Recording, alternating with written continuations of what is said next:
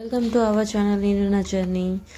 So ఇవాళ chicken biryani ఎలా తయారు చేయాలనే వీడియోతో వచ్చేసామండి. సో వీడియో మొత్తం చూడండి. మీకు కనుక నచ్చితే like, share and subscribe and కామెంట్స్లో చెప్పండి మీరు ట్రై చేసిన తర్వాత టేస్ట్ ఎలా వచ్చిందో. సో ఇప్పుడు వివరాల్లోకి వెళ్తే, మేము ప్రతిసారి బిర్యానీకి దావత్ రైసే యూస్ చేస్తాము. సో ఈసారి కూడా దావత్ రైసే యూస్ చేసామన్నమాట. సో రైస్ని ఒక 2-3 టైమ్స్ వాష్ చేసేసుకొని ఒక గిన్నెలో వేసి వాటర్ పెట్టేసి పక్కన పెట్టేసేయండి. ఆ తర్వాత మనం చికెన్ తెచ్చుకొని ఉంటాం కదా, దాన్ని కూడా ఒక 2-3 టైమ్స్ బాగా నీట్గా వాష్ చేసేసుకొని అది కూడా వాటర్లో వేసేసి పక్కన పెట్టేసుకున్నాం అనమాట. మేము ఏంటంటే కల్లుప్పు, పసుపు వేసి వాష్ చేస్తాము. అండ్ దెన్ బిర్యానీ మసాలా తీసుకొచ్చుకున్నాము. అది మసాలా మనం కిరాణా షాప్లో బిర్యానీ మసాలా అని అడిగితే విడివిడిగా తెచ్చుకోవాల్సిన అవసరం లేదండి. ప్యాకెట్స్లో ఆల్రెడీ అరేంజ్ చేసి ఉంటుంది.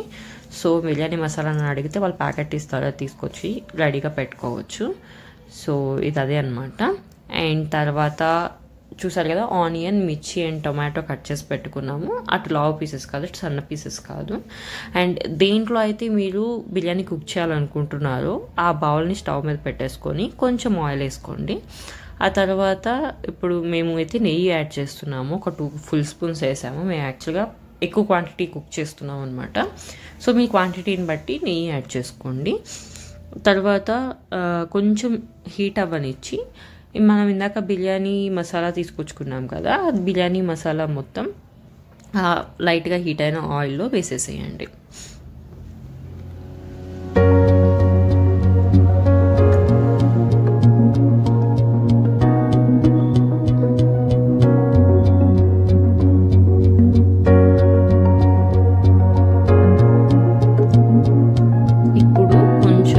జీడిపప్పు కూడా యాడ్ చేసుకోండి. జీడిపప్పు వల్ల బిర్యానీకి టేస్ట్ వస్తుందన్నమాట. సో జీడిపప్పు కూడా యాడ్ చేసుకొని అది లైట్ బ్రౌనిష్ కలర్ వచ్చేదాకా కొంచెం వేపుకుందాం.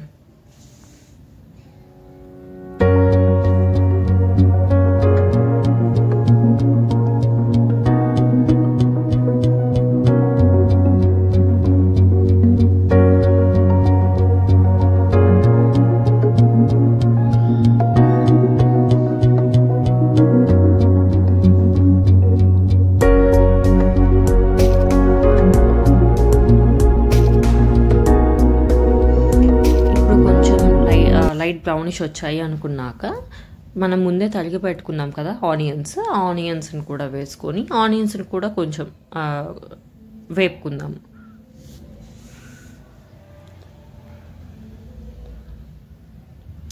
ఇప్పుడు ముందే తరిగిన పచ్చిమిర్చి కూడా వేసేసేయండి.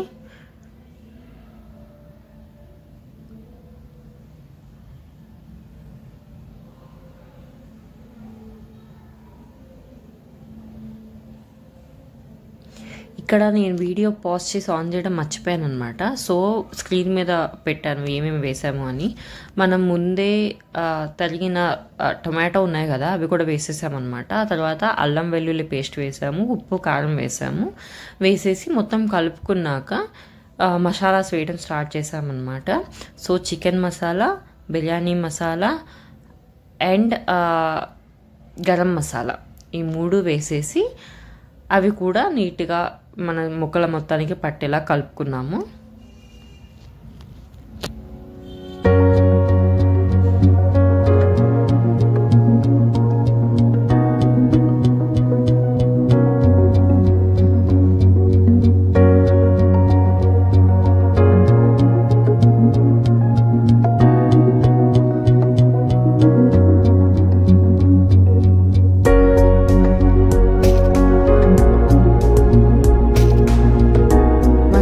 మసాలాస్ వేసేసి కలుపుకున్న తర్వాత ముక్కలు కొంచెం ఉడకడానికి అన్నట్లు, అంటే కాసేపు ఉడికించండి. ఎందుకు అంటే రైస్ ఉడకడానికి ముక్కలు ఉడకడానికి టైం డిఫరెన్స్ ఉంటుంది కదా. సో ఒకేసారి వేసి ఉడికించలేము. అందుకని కొంచెం ముక్కలు ఉడికాయి అనుకున్న తర్వాత మనం రైస్ యాడ్ చేసుకోవచ్చు. ఇప్పుడు చూసారా, నేను చెక్ చేస్తున్నాను ముక్క లైట్గా ఉడికిందా లేదా అని. పూర్తిగా కాదండి, కొంచెం ఉడికిందా లేదా అని చెక్ చేస్తాము.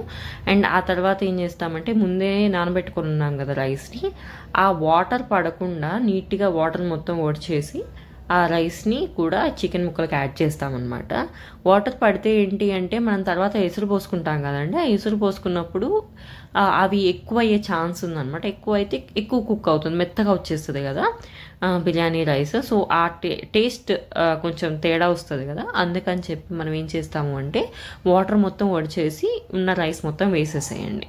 ఆల్రెడీ మనం చికెన్ ఉడకబెట్టినప్పుడు చికెన్ నుంచి వచ్చిన వాటర్ ఉంటాయి కదా, ఆ వాటర్తో పాటు మనం తర్వాత ఎసురు పోసే వాటర్ యాడ్ అయితే సరిపోతుంది అనమాట. అందుకని ముందు రైస్ మొత్తం వేసేసుకోండి. వేసేసుకున్నాక బాగా ఆ ముక్కల్ని రైస్ని కలిపేసుకోండి.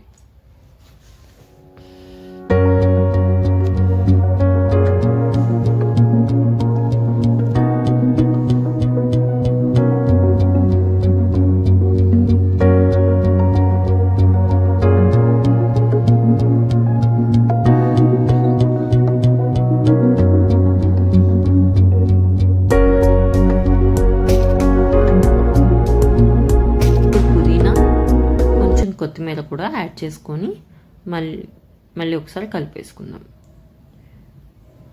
లేదు ఎసురు పోసుకొని అయినా మనం కలిపేసుకోవచ్చు.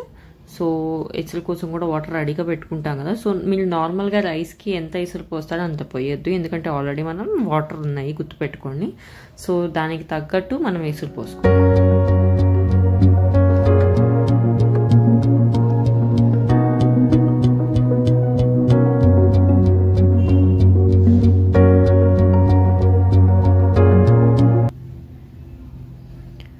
చూసారా, ఎసురు పోసిన తర్వాత కూడా మళ్ళీ మనం ఒకసారి మొత్తం కలిపెడుతున్నాం అనమాట.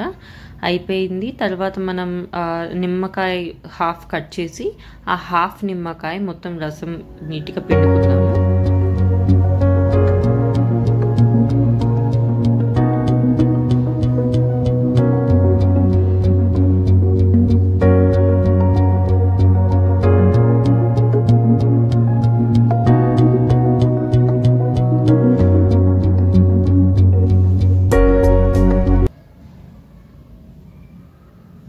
మళ్ళీ ఒకసారి అట్లా కళాయి పెట్టేసుకొని ఆ తర్వాత కొంచెం జ్యూస్ లాగా ఉంది అంటే సూప్ లాగా ఉంది కదా, ఆ సూప్ కొంచెం టేస్ట్ చూడండి. సో మనకు తెలుస్తుంది అనమాట మనం కరెక్ట్గా ఉప్పులు కారాలు పడ్డాయా లేదా అని. ఇన్ కేస్ ఏదైనా తక్కువ ఉంది అంటే యాడ్ చేసేసుకోండి. యాడ్ చేసేసుకొని మళ్ళీ నీట్గా కలుపుకొని మళ్ళీ టేస్ట్ చూసుకొని ఒకసారి మనం కుకింగ్కి పెట్టేసుకోవచ్చు అనమాట. సో అందుకని ఎప్పుడైనా ముందు టేస్ట్ చూసుకోండి. ఇప్పుడు చూడండి కొబ్బరి పొడి యాడ్ చేస్తున్నాను అనమాట. కొబ్బరి పొడి యాడ్ చేసిన తర్వాత కూడా మళ్ళీ ఒకసారి నీట్గా కలబెట్టుకొని టేస్ట్ చూసేప్పుడైతే మళ్ళీ కొంచెం టేస్ట్ చూసుకోండి. ఇంకా టేస్ట్ చూసిన తర్వాత మనం కుకింగ్కి పెట్టేసేయచ్చు అనమాట.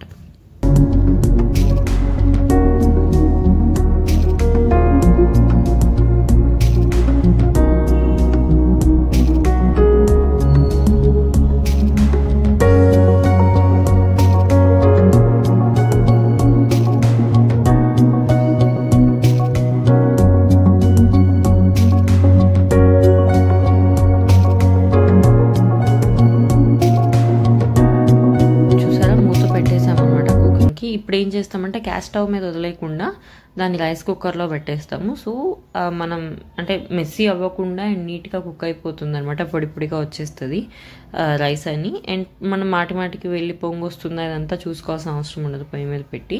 సో అందుకని చెప్పి మేము రైస్ కుక్కర్ ప్రిఫర్ చేసామన్నమాట, రైస్ కుక్కర్లో పెట్టేశాము. సో ఇప్పుడైతే కుకింగ్ అయిపోయిందండి. చూడండి ఆ పొగ చూడండి అట్లా ఫోన్కి కొట్టేసింది. సో ఇప్పుడు కుక్ అయిపోయిందనమాట. సో మనం ఫస్ట్ మసాలా ఈవెన్ కలిపినా కూడా కుక్ అయ్యేటప్పుడు అడుగున మసాలా మొత్తం అడుగుకి చేరి ఉండొచ్చు.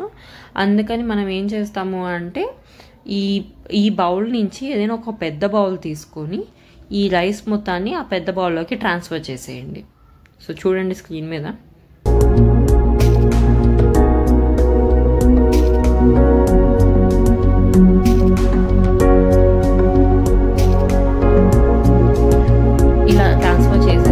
తర్వాత మసాలా కలవలేదు అని అనిపిస్తే దాన్ని ఒకసారి మొత్తం కలుపుకోండి.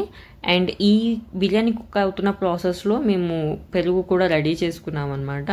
సో అట్లాగే కొంచెం ఆనియన్స్, కొంచెం కొత్తిమీర, పచ్చిమిర్చి లైట్గా సన్నగా తరిగి పచ్చిమిర్చి, ఉప్పు వేసుకుని కొంచెం వాటర్ వేసేసి రెడీ చేసుకున్నాము. అండ్ ఉల్లిపాయలు, నిమ్మకాయ ఆబ్వియస్లీ ఎప్పుడైనా మనం చికెన్ తింటున్నామంటే అది బెస్ట్ కాంబినేషన్ కాబట్టి రెడీగా ఉంటుంది. అండ్ సర్వ్ చేసుకోండి అండ్ టేస్ట్ చేసేయండి. సో మీరు కూడా మీ ఇంట్లో ఒకసారి ట్రై చేయండి అండ్ టేస్ట్ చేసి మాకు కామెంట్స్లో చెప్పండి ఎలా వచ్చింది అనేది. So thank you for watching our video completely and signing off. This is Monica and Krishna.